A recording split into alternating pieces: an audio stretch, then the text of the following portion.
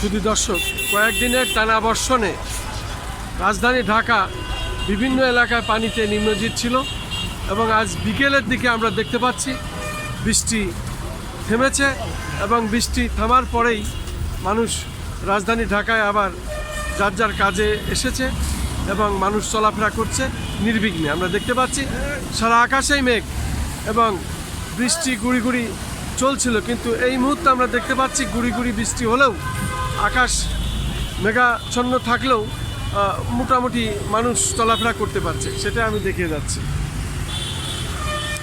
আমি রাজধানী ঢাকা গুলিস্তান এলাকাটি আমি দেখিয়ে যাচ্ছি এবং গুলিস্তান এলাকার চিত্রটি এমনই। মোটামুটি কয়েকদিনের বৃষ্টিতে মানুষের বিড়ম্বনার শেষ ছিল না।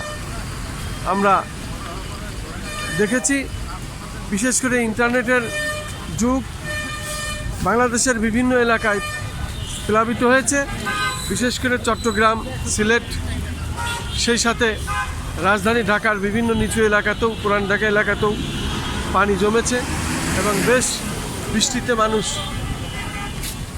ভিজে বিড়ম্বনার শিকার হয়েছে। তারপরেও মানুষের কাজ থেমে নেই, যার যার কাজে সেই বেরিয়েছে এবং কাজকর্মে মানুষের গতি আবার ফিরে এসেছে।